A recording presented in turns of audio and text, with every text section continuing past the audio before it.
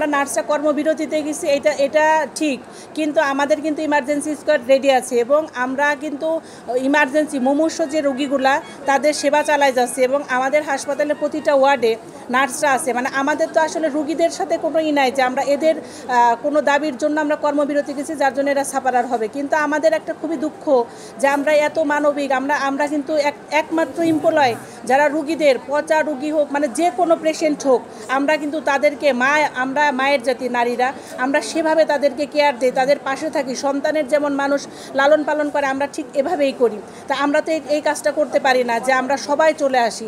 আমাদের ইভেন্ট সবাই কিন্তু মানে একজন প্রত্যেকটা ওয়ার্ডে একজন আছে, সে যে রুগীর অক্সিজেন লাগে সেটা দিচ্ছে এবং ইমার্জেন্সি কাজগুলো সে ম্যানেজ করতেছে।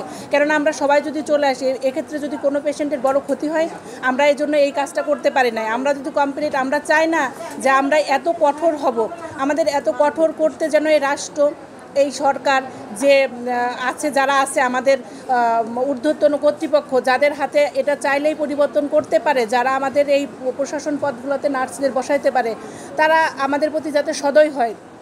কেননা আমরা আসলে নির্দয় আচরণ করতে পারি না, আমরা নার্সরা পারি না। সবাই পারলেও, সব ডিপার্টমেন্টের সবাই পারলেও, সবাই বন্ধ করতে পারলেও আমরা পারি না।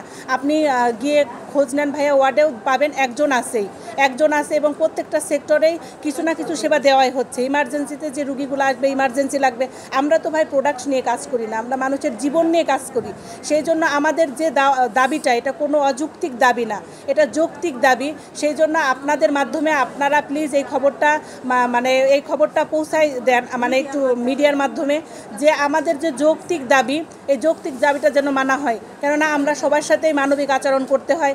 আমাদের সবাই আমাদের সেই রাস্তার টোকাই থেকে শুরু করে সবাই আমাদেরই সেবা দিব। আমরা সেই ব্রত নিয়ে আমরা নার্সিং পেশায় এসেছি। তাই হচ্ছে আমাদের, আপনি এই খবরটা মিডিয়ার মাধ্যমে, আমরা বাংলাদেশ সহ রাজবাড়ী সদর হাসপাতাল নার্সিং শিক্ষার্থী, দেখেন নার্সিং শিক্ষার্থীরা, ওরা কিন্তু প্রপার ট্রেনিং নিয়ে ওরা ক্লাস করে সকাল 8টা থেকে। সব প্রতিষ্ঠান, সরকারি সব প্রতিষ্ঠান 2 দিন ছুটি পায়, সব শিক্ষা প্রতিষ্ঠান শুক্র এবং শনি। আমার নার্সিং শিক্ষার্থী, আমার শিক্ষকরা কিন্তু শনিবার কখনোই ছুটি কাটায় না, তারা তারা টিচিং নেয় শনিবার এবং ডিউটি থাকলে ডিউটি করে।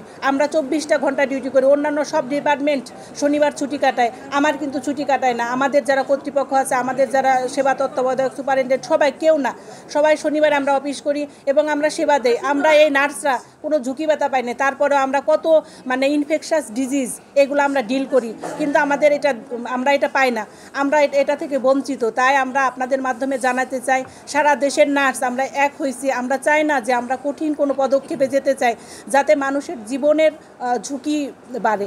সেই জন্য আমাদের এই দাবিটা যাতে অতি সত্বর, আমরা যদি আজকে যেহেতু অফিস ডে, আমরা যদি আজকে এরকম নিউজ পাইতাম, তাহলে আগামীকালকে, আসলে আমাদেরও এটা ভালো লাগে না। আমরা হসপিটালে কিন্তু সবাই 8টার মধ্যে আসতেছি, ওয়ার্ডে একজনকে রেখে আমরা যে চলে আসতেছি, এটা আমাদের জন্য কষ্ট। যে রুগীরা আমরা সবাই থাকলে হয়তো আর একটু বেশি কেয়ার দিতে পারতাম সবাইকে।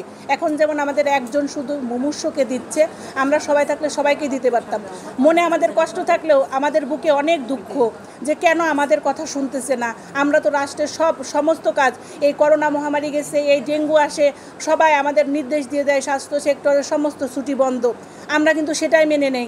কেউ কখনো এটাই প্রতিবাদ করি না যে কেন আমাদের এই সমস্যা, ছোট বাচ্চা রেখে আমরা নাইট করি, এত কষ্ট নিয়ে আমরা চলি। তারপরে আমরা কখনো কোনো লিখিত কমপ্লেন হোক আর এরকম আন্দোলন হোক, নার্সরা কখনোই আসে নাই।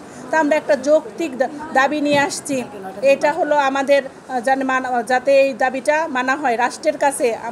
আমার সবার পক্ষ থেকে এই আর্জিটা আমি পেশ করছি। আগামীকালকে আমাদের 5 ঘন্টা কর্মবিরতির আজকে দ্বিতীয় দিন। আজকে আমাদের 9টা থেকে বেলা 12টা পর্যন্ত আমরা কর্মবিরতিতে থাকবো।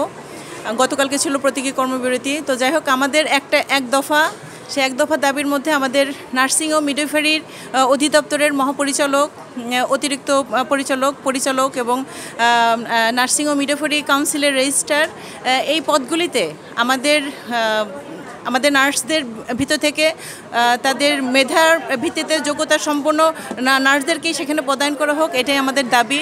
এবং এটা আমরা মনে করি আমাদের নার্সিং ও মিডওয়াইফারি অধিদপ্তর এবং কাউন্সিল, এটা আমাদের বাড়িতে আমাদের লোক থাকবে, এটাই আমাদের দাবি এবং এই দাবিতে আমাদের এই আন্দোলন।